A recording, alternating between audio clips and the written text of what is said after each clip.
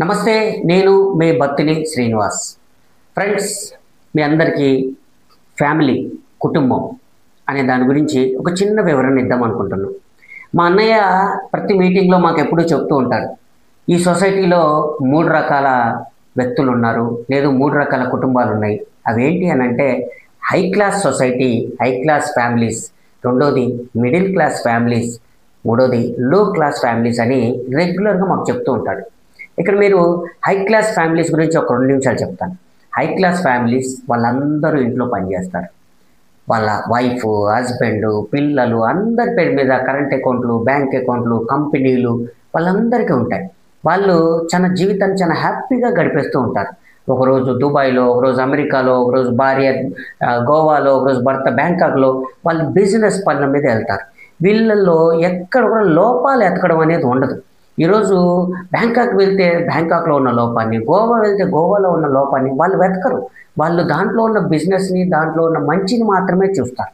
అలాగే వాళ్ళ పిల్లలు కూడా వాళ్ళు పబ్కి వెళ్ళినా లేకపోతే పార్క్కి వెళ్ళినా లోపాలు వెతకరు. అందులో ఉన్న మంచిని ఏంటో అది మాత్రమే చూస్తూ ఉంటారు. సో ఇలాగా హై క్లాస్ ఫ్యామిలీలో ఏమన్నా డిస్టర్బెన్స్ వచ్చినా చుట్టూ ఉన్న వాళ్ళందరూ కూడా వాళ్ళ చుట్టూ హై క్లాస్ వాళ్ళు ఉండాలనే కోరుకుంటారు. వాళ్ళందరినీ పిలుచుకొని కూర్చోబెట్టుకొని అవసరమైతే ఫ్యామిలీలో అందరూ కూర్చొని డిస్కషన్ చేసుకొని ఆ ఇష్యూస్ ఏమన్నా వస్తే క్లోజ్ చేసుకుంటారు. మంచిగా వాళ్ళకి అది ఏమి ఇబ్బందికరంగా ఉండదు. కానీ నెక్స్ట్ మిడిల్ క్లాస్, ఒక్క నిమిషం ఆగి మిడిల్ క్లాస్ గురించి చెప్తాను. నెక్స్ట్ లో క్లాస్ ఫ్యామిలీస్లో కూడా భార్య అండ్ భర్త ఇద్దరు పనిచేస్తారు. పొద్దున వెళ్తారు, కూలికి వెళ్తారు, సాయంత్రం వరకు ఆమెకు 600, ఈయనకు 1000, 1600 వస్తాయి. అందులో 500 ఇద్దరు కలిసి మంచి హ్యాపీగా చికెన్ కొనుక్కొని, ఇంకోటి కొనుక్కొని, తిని తాగి హ్యాపీగా ఉంటారు. అంతా అయిపోయిన తర్వాత అవసరమైతే రాత్రి 8 గొడవ పట్టుకుంటారు, కొట్టుకుంటారు. రోడ్డు మీదకి వచ్చి ఆ పక్క వాళ్ళు ఈ పక్క వాళ్ళు అందరూ చాపుతారు. మళ్ళీ ఇంట్లో పోయి నిద్రపోతారు.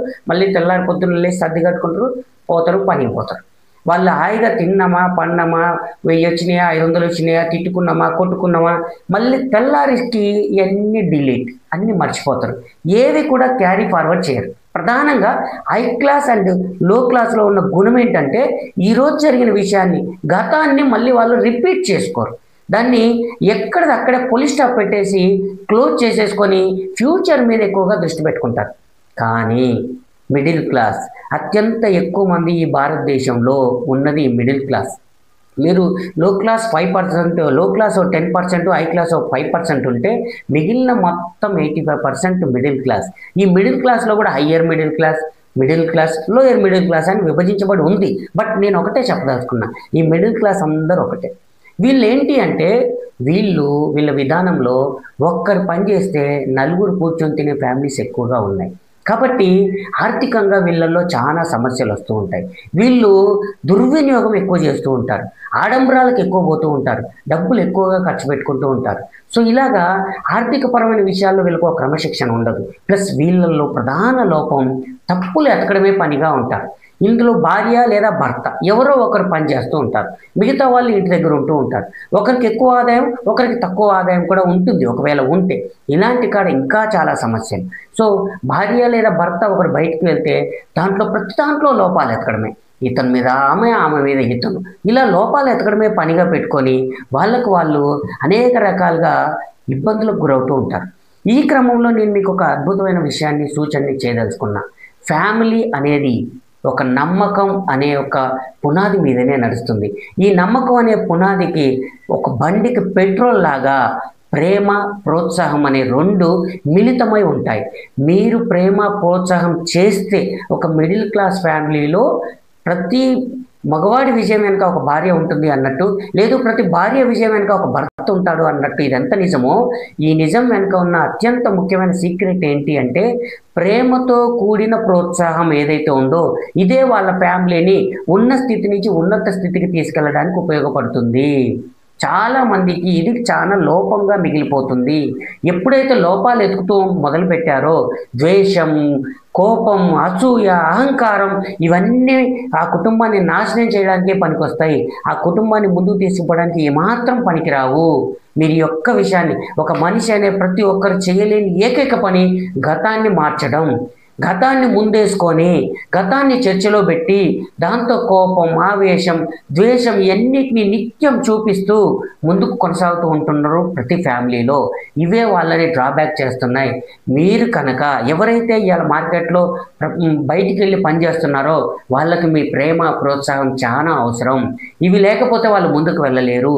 చాలామందిని ఇవాళ సర్వనాశనం చేసే ప్రతి కుటుంబంలో ఉన్న ఒక రాక్షసి మొబైల్ ఫోన్ అయింది. ఈ మొబైల్ ఫోన్ వల్ల చాలా ప్రమాదాలు జరుగుతున్నాయి. ఇంటికి రాగానే ఫోన్లు ఎతకడం, చూడడం, ఇదేంటి వీళ్ళకెందుకు 500 ఇచ్చినావు, వీళ్ళకెందుకు 100 ఇచ్చినావు.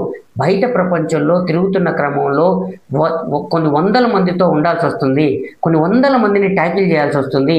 అవసరాలకి, మంచికి, చెడికి, కొందరితో అతి ప్రేమ, కొందరితో అతి చనువు, కొందరికి అవసరానికి ఇవ్వడం లేదు, కొందరికి బయట ప్రపంచంలో పార్టీలు చేయడం, మాట్లాడడం, ఇవన్నీ కూడా అవసరం.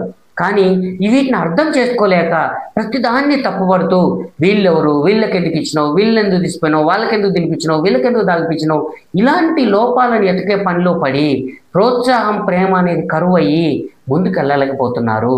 ఫ్రెండ్స్, ఇది పెద్ద విషయమేం కాదు.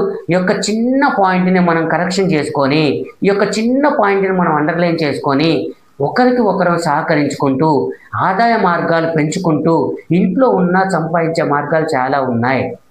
కాబట్టి మనమందరం కూడా విపరీతమైనటువంటి ఒత్తిడిలోకి లోనవ్వకుండా ఆరోగ్యం మంచిగా కాపాడుకొని ఆర్థిక స్థితిని పెంచుకొని ఉన్న స్థితి నుంచి ఉన్నత స్థితికి వెళ్ళాలని భారతదేశంలో ఉన్న కుటుంబాల్లో మిడిల్ క్లాస్ కుటుంబాలు ఎక్కువ అనేది తగ్గించి మిడిల్ క్లాస్ నుంచి రిచ్ క్లాస్కి అందరం వెళ్ళిపోయి మిడిల్ క్లాస్ యొక్క సైజును తగ్గించి రిచ్ క్లాస్ యొక్క సైజును పెంచాలి అనేది కోరుకుంటూ థ్యాంక్ యూ వెరీ మచ్.